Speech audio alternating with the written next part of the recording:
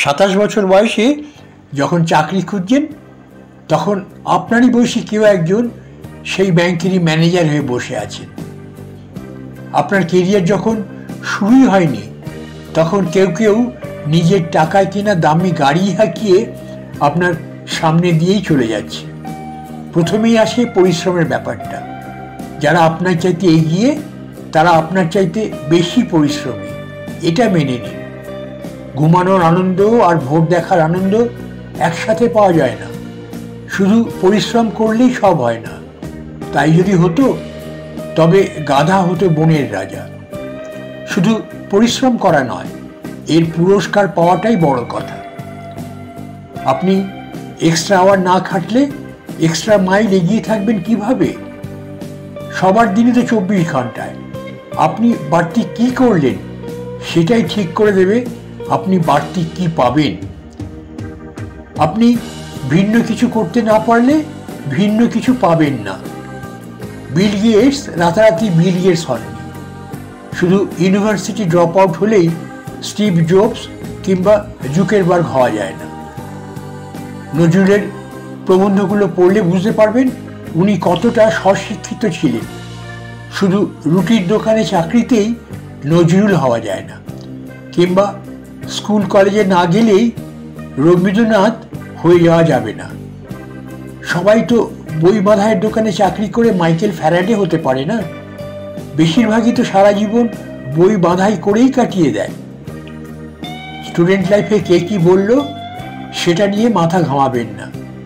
যে ছেলেটা প্রোগ্রামিং করতেই পারতো না সে এখন একটা সফটওয়্যার ফার্মের মালিক। যাকে নিয়ে কেউ কোনো দিন স্বপ্ন দেখেনি সে এখন হাজার হাজার মানুষকে স্বপ্ন দেখতে শেখায়।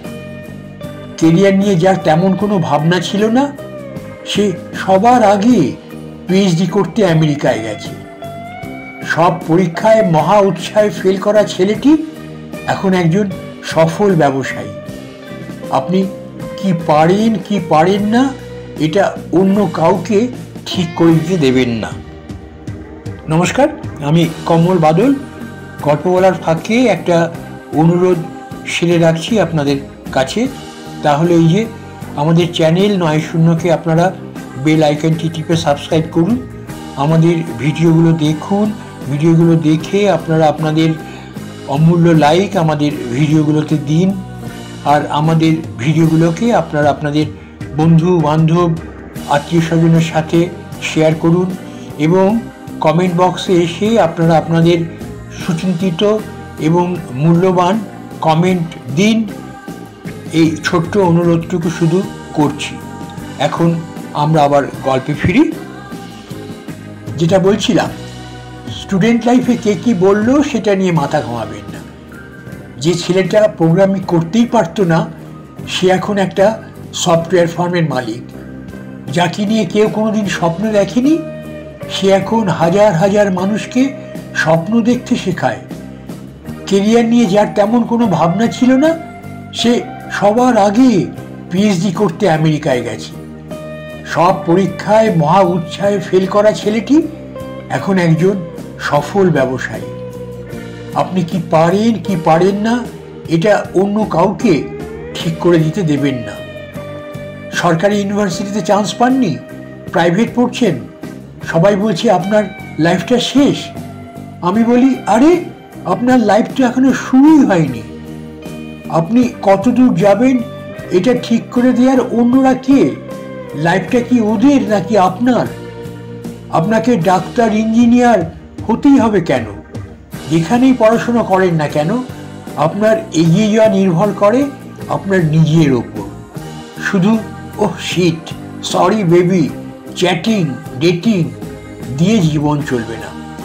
আপনি যার ওপর ডিপেন্ডেন্ট তাকে বাদ দিয়ে নিজের অবস্থানটা কল্পনা করে দেখুন। যে গাড়িটা করে ইউনিভার্সিটিতে আসেন, ঘোরাঘুরি করেন, সেটি কি আপনার নিজের টাকায় কেনা?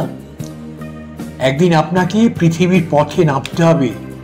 তখন আপনাকে যা যা করতে হবে সেসব কাজ এখনই করা শুরু করুন।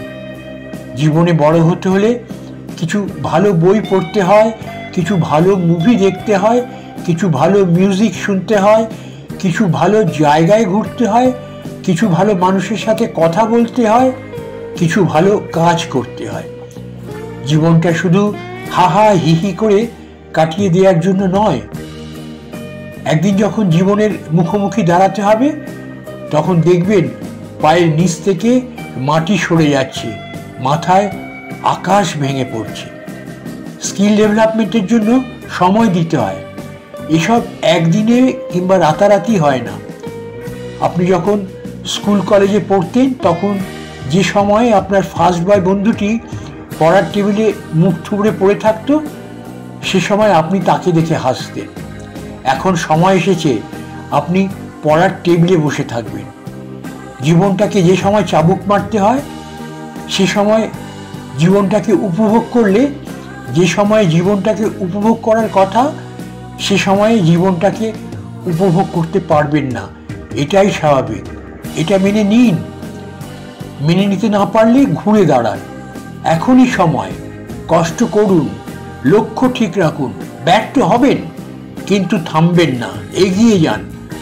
1000 বার ব্যর্থ হলে তা থেকে 1000টা শিক্ষা নিন, তারপর সফলতা পান।